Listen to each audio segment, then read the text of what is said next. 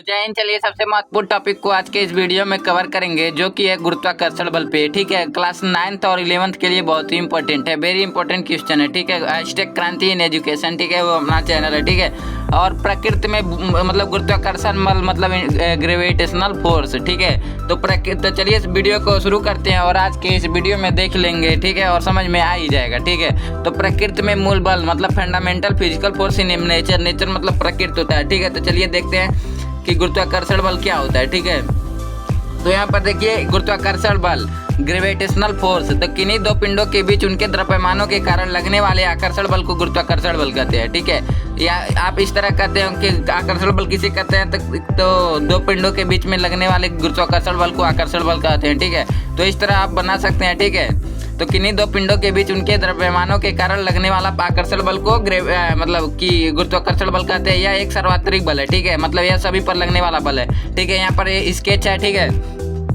ठीक है, यहाँ पर स्केच है, यहाँ पर छोड़ दिए नीचे गिर गया। ठीक है, देखिए छोड़ दिए नीचे गिर गया, क्यों गिरा? गुरुत्वाकर्षण बल के कारण गिरा। ठीक है, और अभी हम आपको दिखा रहे हैं किलो किलो किलो। यहाँ पर देखिए इसका द्रव्यमान कम है और इसका द्रव्यमान ज्यादा है। ठीक है, तो यहाँ पर इसको छोड़ेंगे तो पट्ट से गिर जाएगा। ठीक है, इसको छोड़ रहे हैं तो धीरे गिर रहा है, पर इसको छोड़ेंगे बक्का से गिर जाएगा। तो इसलिए ठीक है, इसका द्रव्यमान ज्यादा और इसका द्रव्यमान कम है, और इसको फेंकेंगे आसमान में तो ये कम ऊपर जाएगा और जल्दी आ जाएगा, और इसको आसमान में फेंकेंगे तो ये धीरे धीरे आएगा। क्यों आएगा? इसका द्रव्यमान कम है, इसलिए पृथ्वी को आकर्षण बल कम मिलेगा। ठीक है, तो इसको रखते हैं साइड में, चलिए देखते हैं आगे।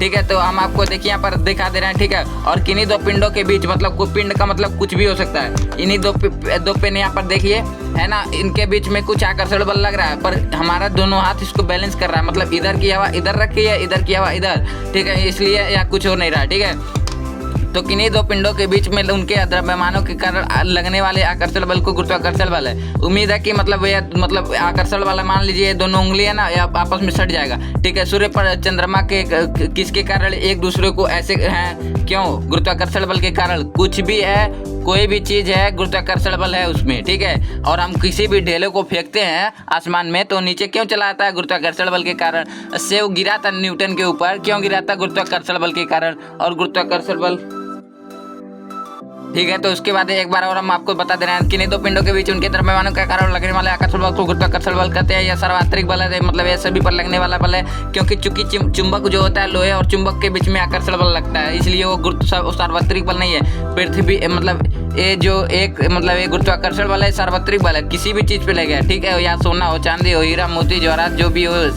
टेना प्लास्टिक लोहा कबाड़ा। ठीक है, तो उदाहरण के लिए पृथ्वी पर रखी प्रत्येक वस्तु के कारण गुरुत्व बल का अनुभव कराता है, जिसे हम गुरुत्वाकर्षण बल कहते हैं। ठीक है, तो यहाँ पर देखिए आगे हम चलते हैं और यहाँ पर देखिए गुरुत्वाकर्षण मतलब हम टाइम वेस्ट नहीं करते हैं। ठीक है, गुरुत्वाकर्षण बल के प्रमुख गुण मतलब यहाँ पर हम आपको गुण और प्रकार मतलब सब बताएंगे। ठीक है, क्योंकि कभी कभी एग्जाम में पूछ लेता है कि गुरुत्वाकर्षण बल के प्रमुख गुण बताइए, कभी कभी ये पूछता है गुरुत्वाकर्षण बल का उदाहरण से व्याख्या कीजिए। ठीक है, तो इसलिए ठीक है, तो गुरुत्वाकर्षण बल के प्रमुख गुण तो characteristics of gravitational force, characteristics of gravitational force. ठीक है, तो पहला यहाँ पर देखिए, यह सदैव आकर्षण प्रकृति का होता है। ठीक है, मतलब गुरुत्वाकर्षण बल सदैव आकर्षण मतलब खिंचाव जो होता है ना, खिंचाव आकर्षण, जिसे आप लोग दूसरे भाषा में ए वाला बोलते हैं। ठीक है, वो नहीं। ठीक है, यह सब मतलब सदैव आकर्षण प्रकृति का होता है। ठीक है, यह बल एक दुर्बल प्रकृति का होता है। चूंकि दुर्बल नहीं रहता तो आप इसको उठा नहीं पाते, उठाने में जांगर लगता है, पर ज्यादा जांगर नहीं, हल्का सा लग रहा है उठ जा रहा है। ठीक है, और जिसका द्रव्यमान ज्यादा रहेगा उसको खींचने में मतलब ऊपर उठाने में ज्यादा जांगर लगेगा, वही बोला है। ठीक है, तो यह दुर्बल प्रकृति का होता है। यह प्रकृति में पाए जाने वाले बलों में सबसे दुर्बल होता है जब वस्तुओं के द्रव्यमान बहुत अधिक होता है, तो यह बल अत्यधिक प्रभाव हो जाता है। जिस तरह हम आपको किलो वाला दिखाया ना, उसी तरह बस आप बात समझ लीजिए। चिड़ै का पंख होता है, वो बहुत धीरे धीरे आता है, पर वहीं पर आपको अगर हवाई जहाज नीचे आना रहेगा बहुत जल्दी आएगा। ठीक है, ठीक है, एक बार और पढ़ देते हैं, उसके बाद खत्म करते हैं। ठीक है, यह बल एक दुर्बल प्रकृति का बल है। यह प्रकृति में पाए जाने वाले बलों में सबसे दुर्बल बल है। ठीक है, बहुत अधिक होता है, मतलब जब वस्तु का द्रव्यमान बहुत अधिक होता है तो यह बल अत्यधिक प्रभावी हो जाता है। ठीक है, और यहाँ पर तीसरा देखिए, यह कणों के बीच उपस्थित माध्यम पर निर्भर नहीं करता, क्योंकि इसमें बहुत से कण हैं। इसको आप अगर मतलब स्कोप से देखेंगे तो इसमें बहुत से कण हैं, तो उसमें निर्भर नहीं करेगा, पर जो एक वस्तु है दूसरे वस्तु से निर्भर करेगा। ठीक है, तो यही कह रहा है, ठीक है।